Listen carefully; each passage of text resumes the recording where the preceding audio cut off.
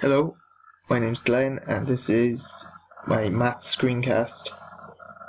The first parametric equation we're going to look at starts at 2 minus 4 at time 0 and goes to 12, 24, 5 seconds later. First of all, we have to find the equation of a line which equals y equals mx plus c. First we have to find the slope, and to find the slope you have y2 minus y1 over x2 minus x1. The answer that's given is 28 over 10, which is equal to 2.8. Next we have to find the value of c, which is subbed into y equals mx plus c. M we know as 2.8, so it's y, which is equal to minus 4, is equal to 2.8 times 2 plus c. 2.8 times 2 is 5.6, and when it's swapped over to join the y to leave c by itself, it changes the sign to a minus, and when you add 4 onto that it leaves you at 9.6. And our equation of the line is now y equals 2.8 times x minus 9.6. Next we have to build in time. To do that, you get the initial position of x to the position it has to be 5 seconds later, which goes from 2 to 12. To do that, there's a 10 space difference, and divide that by 5 to give you 2. The equation this is needed for is to build in time. It's direct speed times time plus the initial position of x. That's equal to 2t plus 2.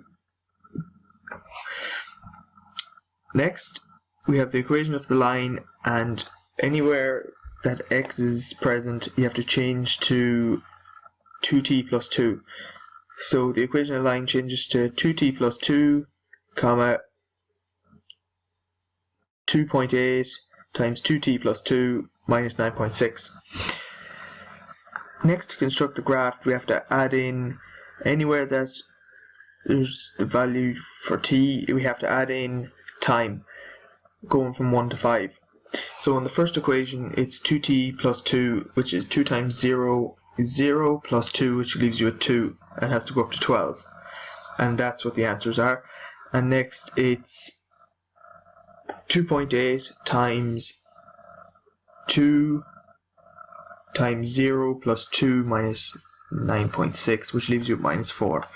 And that goes up to 24, which it leaves us with the 2 points we started with. And there's what the resultant graph looks. The second parametric equation we're looking at is a circle. The circle starts at 7,2. 120 seconds later it completes the circle. It has a radius of 4 and a centre of 3, 2. The equation for this is p of x is equal to the radius cosine of 3 times t plus the initial position of x, and y is equal to the radius sine 3 times t plus the initial position of y. As we were given before, the starting points were 7 and 2. In the equation, it is 4 times cosine of radians 3 to the power of 0 plus 3, which gives us the answer of 7, which is what we wanted. The circle is going in an anti-clockwise motion, which can be seen on the graph to the right as I scroll through the values that are being entered into to match the points. And it continues on round and completes the full circle 120 seconds later. To create straight line motion, your equations cannot have any powers. If the equation has powers, it will not give you a straight line. In the equation you can see here, it's 2t plus 5 is equal to 3t. Going from 1 to 5, it gives us the following answers: 0, 3, 6, 9, 12, 15, and 5, 7, 9, 11, 13, and 15. So on the line, if I show you, it just goes in a straight line all the way up to 15. In the below example, you can have cosine, which will bring the line forward and back along the line 8, which is displayed as y. Is visible here to show that if I have 2 points, it goes that distance, and as you increase the sign, it'll go over and it'll start to double back on itself, starting now, and go all the way back to the initial position of 1. It is visible from this graph to see that the equations x equals cos t and y equals 5t plus 1, that it gives you a wave motion. Cos t will go from a value of 1 to -1 to 1, which will give you the forward back motion. The 5t plus 1, which is equal to y, will give you the value going up and down. This is to give you the wave motion in a vertical state. Next, we're looking at the equation that will give you a circle. This is x equals sine t and y equals cos t. Anywhere that you see the value t, you sub in the values 0 in any interval you want up to 360. I've chosen 45, 90, 135, 180, 225, 270, 315 and 360. They're in steps of 45, which will give you a complete circle. Some of the commonly asked questions is, how do you control the radius of a circle you want to create? In this graph here, it is shown as 2 times sine times t, and then y is equal to 2 times cos times t. The 2 at the start of the equation controls the radius of the circle. It allows any value that is entered before the equation gives the radius of the equation. The next topic I'm going to cover is how to control the center point of your circle.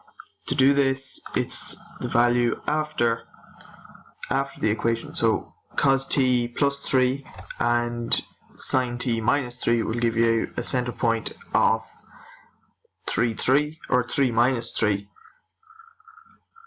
3 on the x-axis minus 3 on the y-axis. It has a radius of 1 due to there being no number before the cosine or sine. In this, I go from 4 all the way around to 4, and from minus 3 all the way around to minus 3 to give us a complete circle. It is visible from the parametric equation that I did earlier that the value that is assigned to t, in this case 3t, controls the speed of it. 3t allows the circle to be completed within 120 seconds, because if you multiply that by 3, it gives you 360. It is visible that at 60 seconds here, that it is halfway around, and then once you get to 120, it has done a full circle. If time had have went up to 360, it would have completed 3 loops of the circle. At time 0, it will give you the starting point of your equation. In this case, it is 7, 2, and then at 120, it has completed a full circle, which will bring it back onto itself. It is also visible from this diagram that at time 0, the starting position is at 0, 4, which is at 0, 4 over here, which is visible now. It is at 0 on the x and 4 on the y. The direction that the curve follows all depends on sine and cosine. Depending on which x is valued at. If it's sine, it'll go clockwise. If it is cosine, it'll go anti-clockwise. This is visible when I pull the starting position. If I continue it on through 3 places, you can see that it is going clockwise all the way around and back round onto itself. This equation shows cosine to be first and sine to be second. It allows the graph to be presented in an anti-clockwise function. As you can see, it comes from the point 1, 1 all the way around and slowly makes its way back around to 1, 1.